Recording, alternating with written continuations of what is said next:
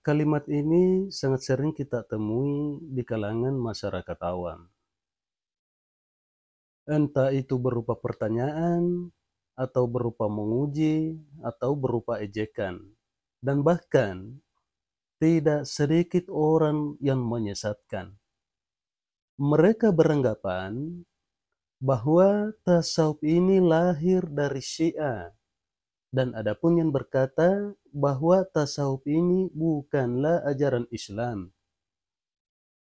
Dan ia tidak ada di zaman Rasulullah Sallallahu Alaihi Wasallam. Sebelum kita membahas tentang amalan dan tujuan para kaum tasawuf, ada baiknya terlebih dahulu kita membahas tentang apa itu tasawuf. Secara bahasa, setidaknya ada 7 pendapat mengenai makna tentang tasawuf. Yang pertama ialah tasawuf mempunyai akar kata safa yang berarti bersih. Ia disebut sufi karena hatinya tulus dan bersih di hadapan Tuhan. Dan memang tujuan daripada sufi adalah membersihkan batin melalui latihan-latihan yang ketat. Kemudian yang kedua, tasawuf berasal dari kata al-asufa, yaitu orang-orang yang tinggal di suatu kamar di samping Masjid Nabawi di Madinah. Mereka adalah orang-orang miskin yang telah kehilangan harta bendanya karena ikut berhijrah bersama Rasulullah Sallallahu Alaihi Wasallam dari Mekah ke Madinah. Mereka tidur beralaskan batu sebagai bantalnya, serta mereka makan dan minum di tanggung kaum Ansar yang kaya.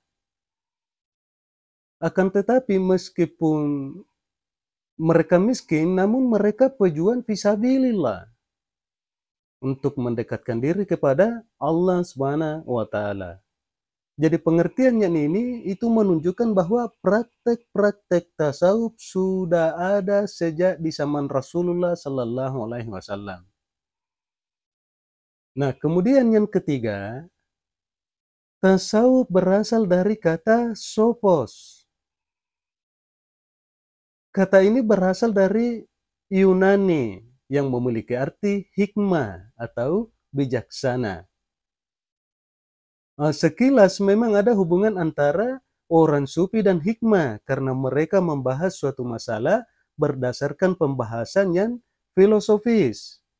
Mereka berusaha menyucikan jiwa untuk mendekati kepada Allah Subhanahu wa taala. Mereka berpandangan bahwa Allah Maha Suci dan hanya jiwa yang suci pula lah yang dapat berhubungan dengannya. Kemudian yang keempat, kata tasawuf ini berasal dari kata syaf yang dinisbahkan kepada orang yang ketika salat ia selalu berada di saf yang depan.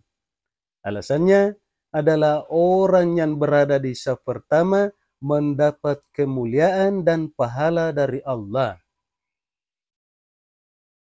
Mereka mendapat kemuliaan dan pahala dari Allah. Kemudian yang kelima, kata tasawuf berkaitan dengan kata sifat. Karena para sufi mementingkan sifat-sifat terpuji dan berusaha keras meninggalkan sifat-sifat yang tercela. Kemudian yang keenam, tasawuf ini berasal dari kata saufana yang berarti sebangsa buah-buahan kecil yang berbulu dan ia banyak tumbuh di padang pasir di tanah Arab. Dan ini ada kaitannya dengan pakaian kaum sufi yang juga berbulu seperti buah-buahan itu dalam kesederhanaannya. Dan kemudian yang ketujuh, tasawuf ini berasal dari kata suf yang berarti wol yang kasar. Karena orang-orang sufi ini selalu mengenakan pakaian dari wol kasar yang menampilkan kesederhanaan. Dan ini pun sekaligus merupakan reaksi terhadap kehidupan mewah milik birokrat penguasa. Baik penguasa dari Bani Umayyah maupun dari Abbasiyah. Kaum sufi ini berusaha menghindari kemaksiatan dan penyelewengan terhadap teladan yang diberikan Rasulullah Sallallahu Alaihi Wasallam dan kepada para sahabat beliau.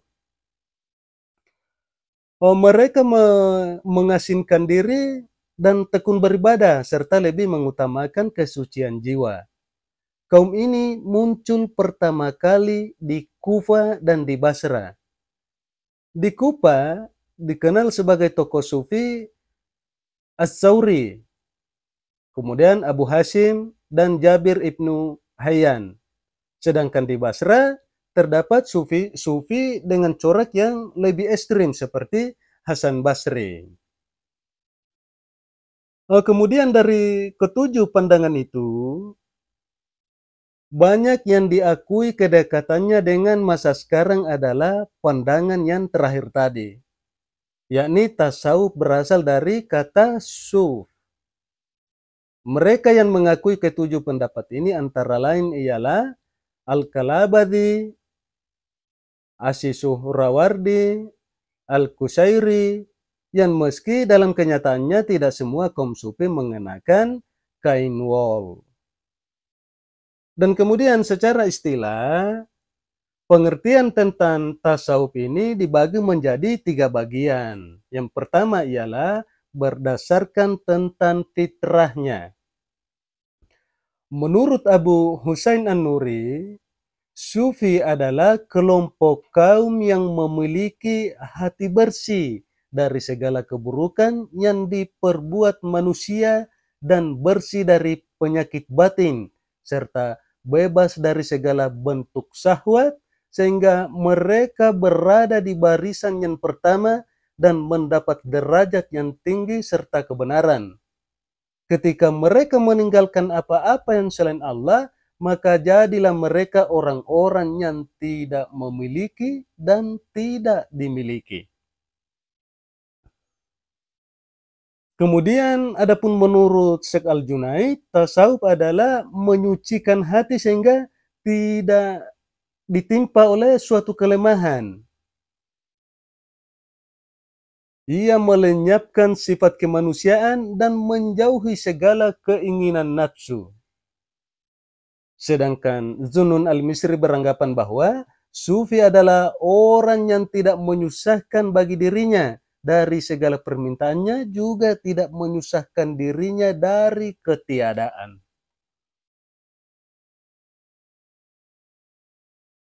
Kemudian bagian yang kedua ialah berdasarkan pendekatan secara amalia. Menurut Al-Kanani, tasawuf adalah akhlak. Siapa yang bertambah baik akhlaknya, maka bertambah pula lah kesuciannya. Kemudian adapun An-Nuri, ia memandang tasawuf bukanlah sebuah lukisan atau ilmu, akan tetapi akhlak.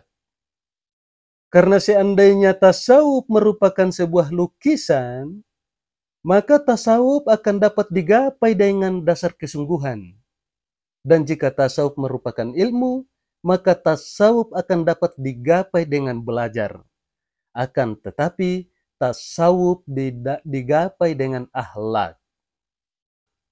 Kemudian bagian yang ketiga, yakni berdasarkan apa yang dirasakan.